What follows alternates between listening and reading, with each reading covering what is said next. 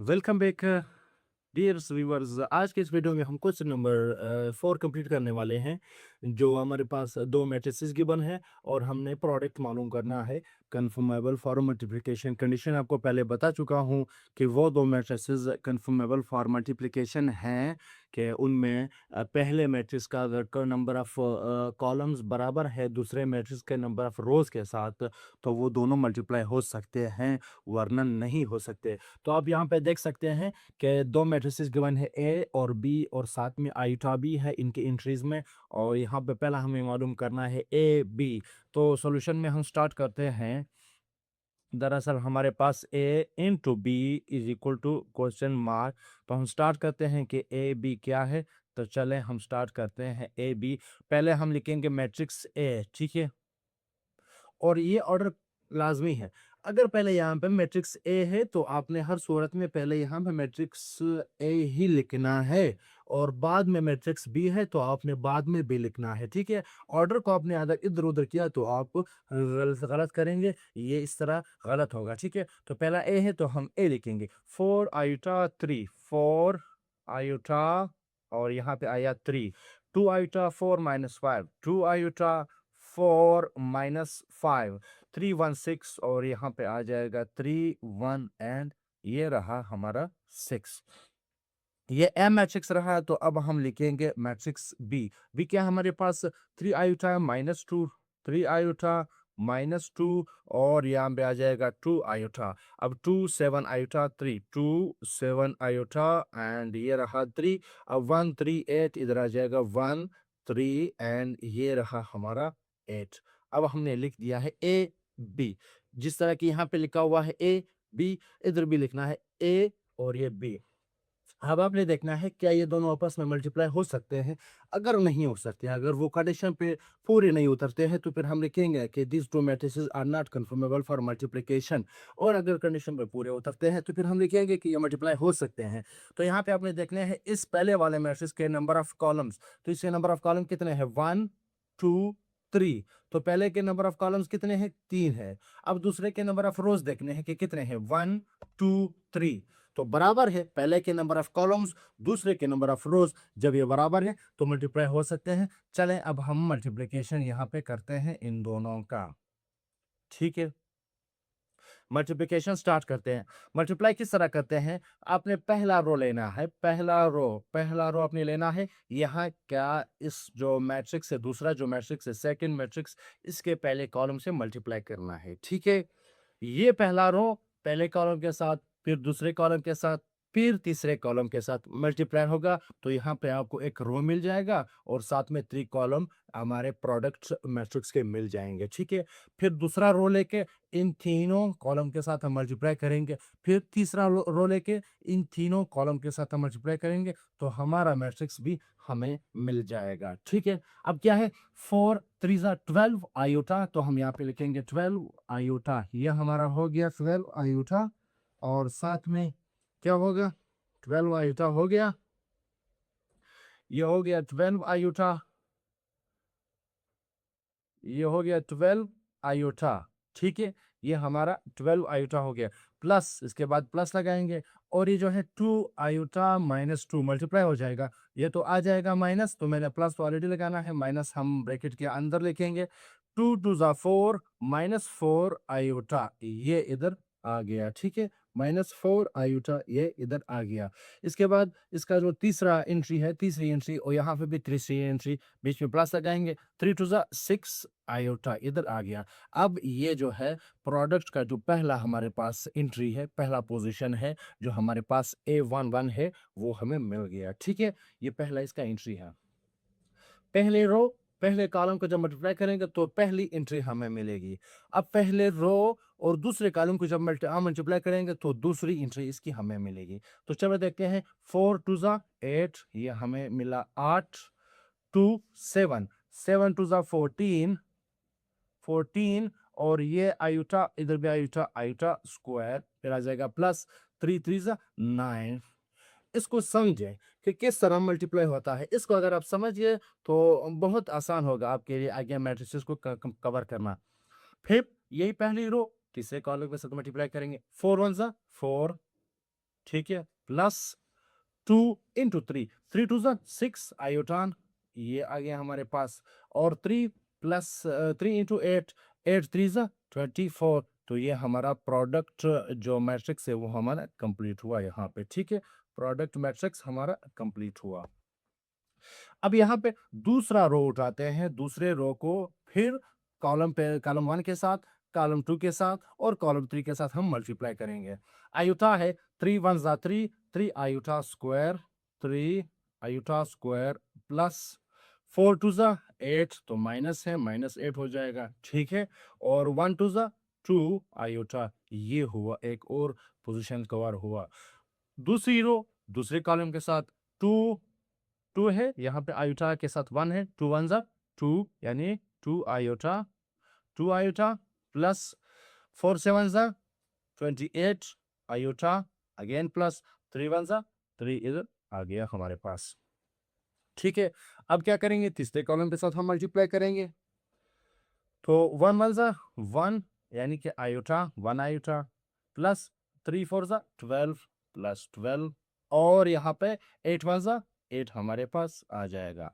ये एक और एंट्री कवर हो गई, बस आखिरी रो रहती है, उसको भी कंप्लीट करेंगे आखिरी रो की मदद से। ठीक है, आखिरी रो का पहला एलिमेंट पहले कॉलम के पहले एलिमेंट से मल्टीप्लाई हो जाएगा, 3 3 ज़ा 9 आयोटा, फिर प्लस लगाएंगे, माइनस माइनस प्लस है, प्लस हम ऑलरेडी लगा चुके हैं, 5 2 ज़ा 10, फिर प्लस हमने लगा दिया, 6 2 ज़ा 12 आयोटा। ठीक है, अब वही तीसरी रो दूसरे कॉलम के साथ मल्टीप्लाई हो जाएगी, 3 2 ज़ा 6, ये हमारे पास आया 6, हमने प्लस लगाया, 5 7 ज़ा 35, क्योंकि यहाँ पे 5 के साथ माइनस है तो माइनस आ जाएगा, माइनस 35 आयोटा। ठीक है, और आखिर में प्लस आ जाएगा, 6 3 ज़ा 18, यहाँ पे आ जाएगा 18। अब तीसरे कॉलम के साथ मल्टीप्लाई करेंगे, 3 1 ज़ा 3, ये हमारे पास आ गया, 3 1 ज़ा 3, फिर हमने लगाया प्लस, और माइनस 5 इंटू 3, तो ये आ जाएगा माइनस 15, तो माइनस 15 हम इस तरह लिखेंगे, और 6 इंटू 8, ये आ जाएगा 48 हमारे पास। ठीक है, ये हमारे पास प्रोडक्ट मैट्रिक्स कंप्लीट हुआ। अब इसको थोड़ा सा सिंप्लीफाई करेंगे तो जो रिजल्ट आएगा वो हमारा ए बी होगा। ठीक है, तो यहाँ पे कर लेते हैं हम इसको सिंप्लीफाई, मैं डायरेक्ट लिख देता हूँ, आप स्टेप बाय स्टेप भी कर सकते हैं। ये देखें, ये 12 आइटा है, ये -4 आइटा है, चूंकि माइनस प्लस तो माइनस आ जाता है, तो 12 आइटा में से आप -4 निकालें या ऐड करें इसमें, तो ये 8 आइटा आ जाएगा, 8 आइटा में आप 6 आइटा ऐड कर ले, तो ये आपके पास आ जाएगा 14 आइटा। ठीक है, हो गया कंप्लीट। इसको करते हैं, ये 14 आयोटा स्क्वायर चूंकि हमें मालूम है कि आयोटा स्क्वायर जो है वो -1 के बराबर है, तो इसकी जगह अगर हम -1 पुट करेंगे तो ये -14 हो जाएगा, -14 प्लस 8, तो हमारे पास ये हो जाएगा -6, और प्लस 9, तो ये आ जाएगा +3। ठीक है, ये भी कंप्लीट हुआ। इन दोनों को देखते हैं, जो रियल पार्ट है उनको ऐड करेंगे, 24 प्लस 4 ये हो जाएगा 28, ये 6 आइटा इमेजिनरी है उसको एज इट इज लिखेंगे, तो ये आ जाएगा 28 प्लस हमारे पास आ जाएगा 6 आयोटा।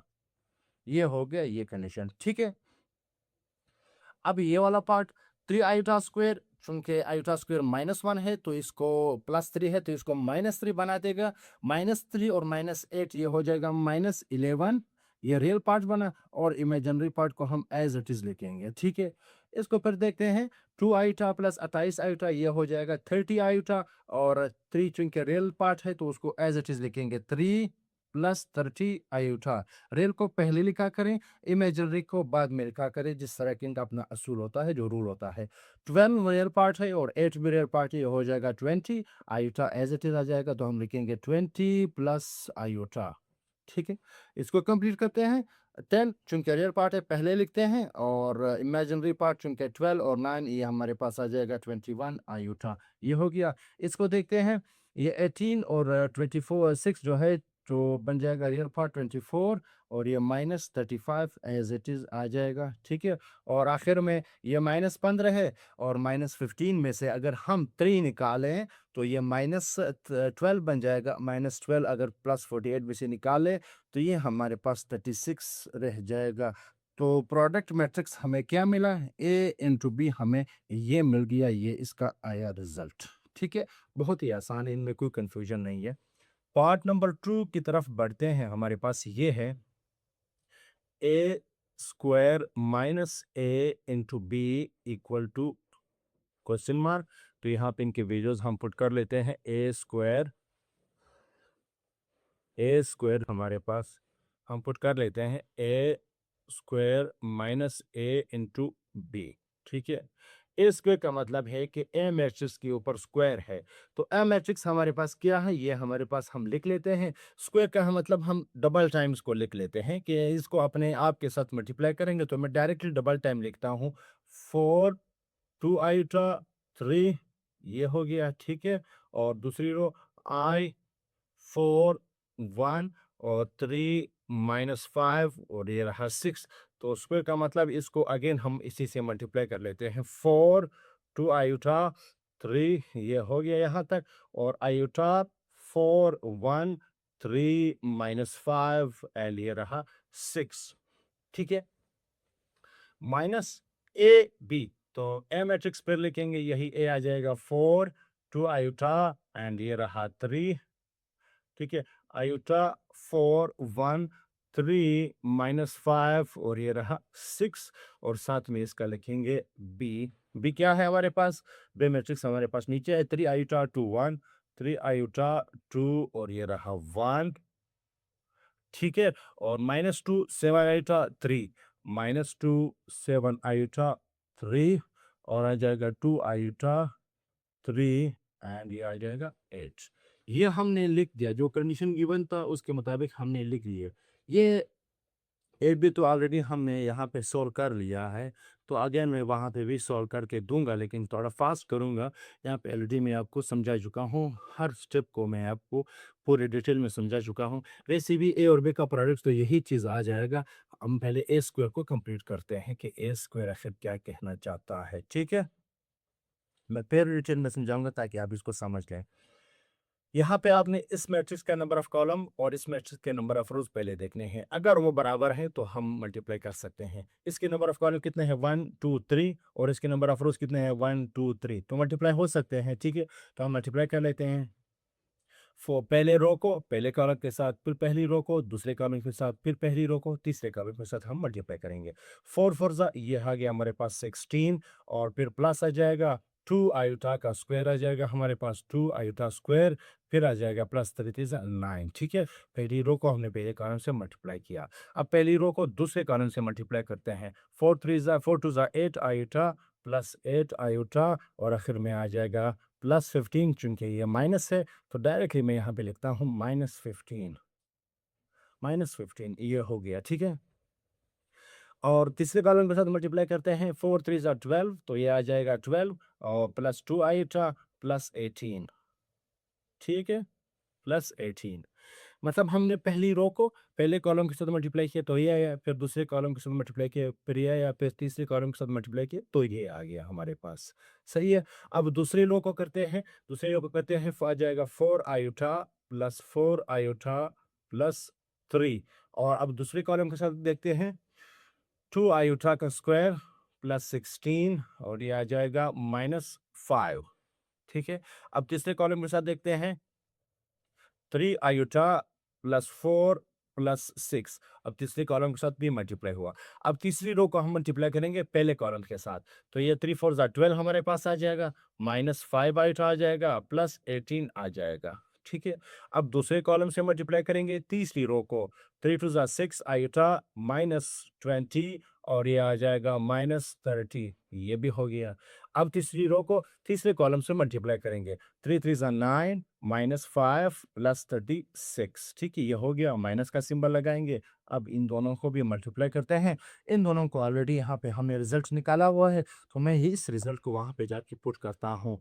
एग्जाम में ये हो सकता है कि आपको ये मैट्रिसेस दे दें, सिर्फ ये मांगे, फिर आपने मल्टीप्लाई कर रहा है, तो चूंकि यहाँ पे हम कर चुके हैं तो मैं डायरेक्ट इसका रिजल्ट वहाँ पे पुट करता हूँ। तो 14 आयुटा 3 14 आयुटा 3 28 प्लस 6 आयुटा 28 प्लस 6 आयुटा, ये यहाँ तक हो गया मैट्रिक्स कंप्लीट। -11 + 2 आयोटा, -11 + 2 आयोटा, और फिर 3 + 30 आयोटा, 3 + 30 आयोटा, और 20 प्लस आयोटा, 20 प्लस आयोटा।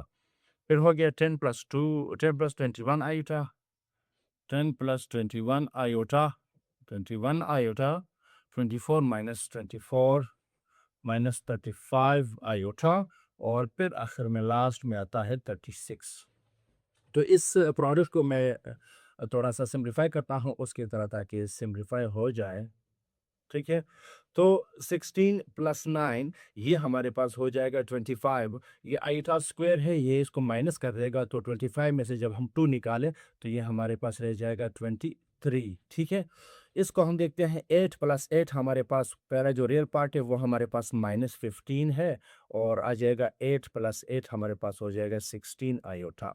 ठीक है, इसको हम देखते हैं 12 और 18, हमारे पास आ जाएगा रियल पार्ट 30 + 2 आयोटा, जो कि इमेजिनरी है, उसको हम एज इट इज़ लिखेंगे। सही है, तो 4 + 4 हमारे पास आ जाएगा 8 आयोटा। पहले रियल पार्ट को लिखा करें, ये सारा रियल है क्योंकि आयोटा स्क्वायर है, आयोटा स्क्वायर +2 को -2 बना देगा, तो -2 -5 -7 हो जाएगा, तो +16 - 7 ये रह जाएगा सिर्फ और सिर्फ 9। और इसको देखते हैं, ये आ जाएगा 10 + 3 आयोटा। ठीक है, रियल को हमेशा पहले लिखा करें, तो 18 + 12 ये हो जाएगा 30 -5 आयोटा, और यहाँ पे रियल जो है ये -30 -20 ये हो जाएगा -50 + 6 आयोटा, और साथ में आखिर में जो है ये बन जाएगा 49 -5 + 36 ये बन जाएगा 40। अब वो वाले लिखते हैं इसके साथ, क्योंकि हमने इसको माइनस भी करना है, तो आ जाएगा 14 आयोटा, ये रह जाएगा 33 28 + 6 आयोटा। ठीक है, -11 + 2 iota, 3 + 30 iota, 20 plus iota, 10 + 21 iota, और ये रह जाएगा 24 -35 आयोटा, और आखिर में आ जाएगा 36। ठीक है, अब हमने माइनस करना है। माइनस और एडिशन का मैंने कहा कि माइनस को भी बेसिकली हम एडिशन ही कहते हैं, कि ये बेसिकली एडिशन हो रहा है। ठीक है, एडिशन हो रहा है। एडिशन का कंडीशन क्या था कि हम दो मैट्रिसेस को तब ही ऐड कर सकते हैं जब उनके ऑर्डर सेम हो, बस उनका ऑर्डर सेम होना चाहिए, तो हम कोरिस्पोंडिंग एंट्रीज को आपस में ऐड करेंगे। ठीक है, तो ऑर्डर इसका क्या ऑर्डर है, इसका रो देखें 3 है और कॉलम भी 3 है, यानी 3/3 इसका ऑर्डर है।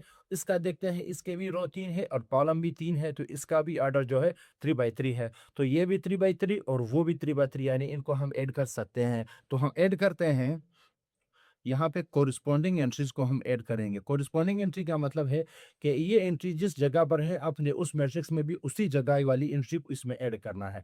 इस तरह आपने नहीं करना है कि आप इस एंट्री को उठा के इसमें ऐड करें, या इस एंट्री को उठा के आप किसी और पोजीशन वाले में ऐड करें। कोरिस्पोंडिंग का ये मतलब होता है कि इस मैट्रिक्स में इस 9 का जो पोजीशन है, तो यहाँ इस मैट्रिक्स में ये पोजीशन होगा। ये दोनों एंट्रीज अपने आपस में कोरिस्पोंडिंग एंट्रीज है। ठीक है, अब ऐड करेंगे 23 + 14 आयोटा। मैं डायरेक्ट रिजल्ट लिखता हूँ क्योंकि ये रियल पार्ट है। रियल को हम पहले लिखते हैं 23, सॉरी बीच में माइनस है, 23 - 14 आयोटा, तो ये आ जाएगा -14 आयोटा। क्योंकि इमेजिनरी और रियल तो मजीद ऐड नहीं हो सकते, ये एज इट इज़ रह जाएगा हमारे पास। ये हो गया। फिर यहाँ -15 + 16 का जो कोरिस्पोंडिंग है वो 3 है, तो 3 चूंकि रियल है, इस -15 में ऐड हो जाएगा। तो -15 में से जब हम -3 मजीद ऐड कर देते हैं, तो ये -18 हो जाएगा, -18 + 16 आयोटा। ठीक है, यानी इस माइनस की वजह से सिर्फ इस मैट्रिक्स के जो एलिमेंट्स हैं उनके साइन चेंज हो जाएंगे, इस मैट्रिक्स पे कोई असर नहीं पड़ेगा। ठीक है, ये माइनस अगर यहाँ पे हमारे पास 3+ है तो ये माइनस हो जाएगा, और इधर अगर ये +30 है तो ये -30 हो जाएगा, ये याद रखें। ठीक है, अब यहाँ पे क्या करते हैं, 30 + 2 आयोटा, तो 30 में से हम माइनस करते हैं 28, तो ये 2 रह जाएगा ना, रियल पार्ट 2 रह जाएगा, और 2 आयोटा -6 आयोटा, ये हमारे पास रह जाएगा -4 आयोटा। ये यहाँ तक हो गया हमारा काम कंप्लीट, समझ लीजिए। ठीक है, मैं इधर इस रो को मैं लिखता हूँ जिस तरह की कंडीशन क्या था। पहले रो को तो मैंने डायरेक्टली कर दिया, अब इस रो को मैं इधर लिखता हूँ ताकि आपको समझ में आ जाए, या मैं डायरेक्ट करता हूँ, क्या परेशानी है। 3 प्लस 8 आयोटा माइनस इसके साइन चेंज हो जाएंगे बस, और तो इसमें कोई कंफ्यूजन नहीं है। जिस तरह में हम रियल को रियल में ऐड करेंगे, इमेजिनरी को इमेजिनरी में ऐड करेंगे। मिसाल के तौर पर 3 रियल पार्ट है, माइनस माइनस 11, माइनस 11 भी रियल पार्ट है, तो ये माइनस और ये माइनस ये प्लस हो जाएंगे, तो 11 प्लस 3 ये हमारे पास हो जाएगा 14। मुझे नहीं लगता है कि इसमें कोई परेशानी है या आप कंफ्यूज हो जाएंगे, ठीक है। अब इमेजिनरी का पार्ट की बारी है। प्लस 8 आयोटा माइनस 2 आयोटा, तो 8 आयोटा में से अब 2 निकाले तो ये आपके पास रह जाएगा प्लस 6 आयोटा। में कोई कंफ्यूजन तो नहीं होनी चाहिए। 9 माइनस 3, तो 9 में से आप 3 माइनस करेंगे तो ये रह जाएगा 6, फिर माइनस, अब ये प्लस 30 था ना, अब हैरान है कि मैंने कौन सा लिखना है, अब मैं प्लस लिखूं या माइनस लिखूं। आपने माइनस लिखा है क्योंकि माइनस प्लस जो है मल्टीप्लाई जब हो जाए तो फिर वो माइनस आता है, सही है। 10 माइनस 20, तो 20 जो है माइनस है और 10 प्लस है, तो माइनस 20 में से जब आप प्लस 10 निकालते हैं तो माइनस 10 आ जाएगा ना, और यहाँ पे प्लस आइटा है तो पहले माइनस है तो ये आ जाएगा प्लस इंटू माइनस, ये आ जाएगा माइनस। अब 30 माइनस 10, तो 30 में से आप माइनस 10 माइनस करेंगे तो 20 रह जाएगा, ये लिखा हमने 20, और ये माइनस 5 आई था, ये माइनस प्लस माइनस हो जाएगा माइनस 21, तो माइनस 5 माइनस 21 ये हो जाएगा माइनस 26 आई उठा, ठीक है। माइनस 50 माइनस 24, तो ये हो जाएगा माइनस 74, ठीक है। और ये प्लस 6 आई था, ये हो जाएगा हमारे पास प्लस 35 आई उठा, तो प्लस और 35 दोनों प्लस है, तो ये हो जाएगा प्लस 41 आयोटा, ठीक है। अब 40 भी रियल पार्ट है और 36 भी रियल पार्ट है, तो 40 में से जब हम माइनस करेंगे 36 तो ये हमारे पास रह जाएगा 4। ये आंसर हमें मिल गया है, ठीक है। ये प्रोडक्ट था तो इसमें एडिशन का काम भी हो गया जो सब्ट्रैक्शन की शक्ल में था, और प्रोडक्ट भी हो गया है। तो ये हमारे पास है प्रोडक्ट और एडिशन, यानी इनमें अभी तक मुझे नहीं लगता कि आपको कोई परेशानी होगी, क्योंकि मैंने हर क्वेश्चन को, हर पॉइंट को मैंने इतने डिटेल में समझाया है कि अभी तक भी आप कंफ्यूज हो रहे होंगे। हो सकता है कुछ स्टूडेंट्स के जो गेनिंग पावर है वो थोड़ी वीक या कमज़ोर होते हैं, वो कोशिश करें कि एक क्वेश्चन को 2-3 दफ़ा समझ लें, लिखें। जब तक आप लिखेंगे नहीं आपको समझ में नहीं आएगा।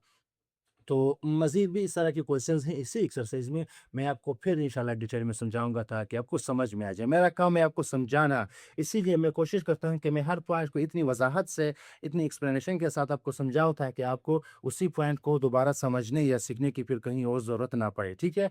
तो कोशिश तो हमारी यही होती है, तो इसीलिए हम कोशिश भी करते हैं, हम एक क्वेश्चन पर टाइम इसीलिए लेते हैं ताकि आपको समझा सकें। तो मिलते हैं नेक्स्ट वीडियो में, इजाज़त चाहते हैं, अल्लाह हाफिज़।